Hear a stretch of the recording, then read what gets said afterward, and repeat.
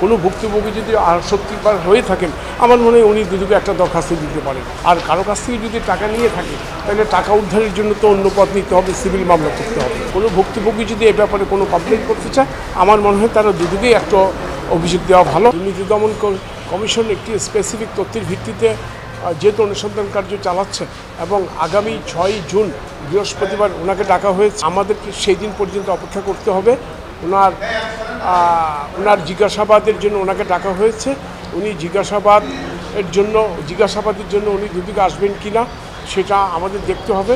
আর ওনার 9 তারিখ ওনার পরিবারবর্গকেও ডাকা হয়েছে, ওনারা আসেন কি না। তো আমাদেরকে 6 তারিখ আর 9 তারিখ পর্যন্ত অপেক্ষা করতে হবে। আরেকটি বিষয় যেটা আপনি বলছেন টাকা উঠিয়ে নিয়ে গেছে কিনা, সেটা তো এই মুহূর্তে আপনাদেরকে বলা সম্ভব না, কারণ পুরা আপনার অ্যাকাউন্টগুলোর উপর একটা অ্যাসেসমেন্ট চলছে, পরীক্ষা নিরীক্ষা চলছে। এছাড়াও কোনো অ্যাকাউন্ট আছে কি না, সেখানে কোনো ওখানে কোনো টাকা গিয়েছে কি না, এবং যে টাকাগুলো ওনার এখন জব্দের সময় পাওয়া যায় আসলেই তার পূর্বে কোনো অ্যাকাউন্ট থেকে টাকা উঠিয়েছে কি না, সেই উঠিয়ে থাকলে সে টাকাটা কোথায় গিয়েছে, ক্যাশ নিয়ে গেছে না অন্য ব্যাংকে গিয়েছে, সব বিষয় কিন্তু এখন গুরুত্ব সহকারে পর্যালোচনা করা হচ্ছে। অ্যাপার্ট ফ্রম দ্যাট বিএফআইইউকে চিঠি দিয়ে বিভিন্ন তথ্য সরবরাহের জন্য ওনাকে জানানো হয়েছে, ওনাদেরকে প্রতিষ্ঠানকে জানানো হয়েছে। সে বিষয়টির জন্য আমরা অপেক্ষা দিই। অর্থাৎ যে অনুসন্ধান কার্য চলছে সেটা অত্যন্ত গুরুত্ব সহকারে তড়িৎ গতিতেই চলছে। অনুসন্ধান পর্ব শেষ হলে পুরো চিত্রটি আপনারা পাবেন। উনি আইন তার নিজস্ব গতিতে চলবে, ওনাকে সুযোগ দেওয়া হয়েছে। যদিও দুর্নীতি দমন কমিশন যার বিরুদ্ধে অনুসন্ধান করে তাকে ডাকতে বাধ্য না, বিধিতে আছে যদি কমিশন মনে করেছে। আমি মনে করি কমিশন ওনাকে সুযোগ দিয়েছে, উনি সুযোগটা অ্যাভেইল করবেন। যদি আসে ওয়েল অ্যান্ড গুড, আর যদি না আসে কমিশন তার নির্দিষ্ট যে আইনি পরিধি আছে, আইনি কাঠামো, এবং সেই আইনি কাঠামোর আওতায় থেকে কাজ করে অনুসন্ধান পর্ব শেষ করবে।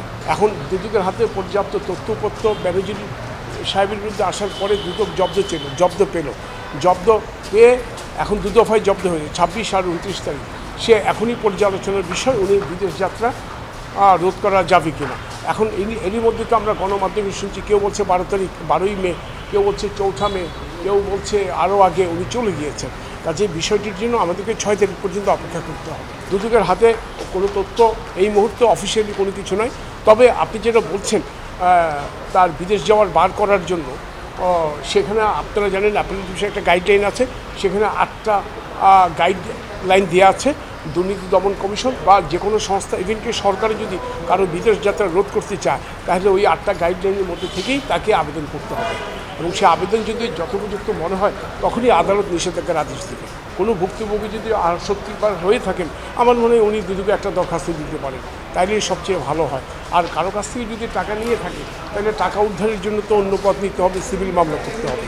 কিন্তু তার যে মিসকন্ডাক্টের কথাগুলি বলছে, পত্রপত্রিকা আসছে, কোনো ভুক্তভোগী যদি এ ব্যাপারে কোনো কমপ্লেন করতে চায় আমার মনে হয় তারা দুদকেই একটা অভিযোগ দেওয়া ভালো, এর সঙ্গে মার্চ হয়ে যাবে। আর যদি টাকার জন্য হয় টাকা উদ্ধারের মামলা করতে পারে না। ওইখানে দুর্নীতি দমন কমিশনের মামলায় শিডিউলভুক্ত অফিসে থানার অভিযোগ নেওয়ার কোনো এখতিয়ার নেই। কোনো ভিকটিম তো এখনও আগায় আসে নাই।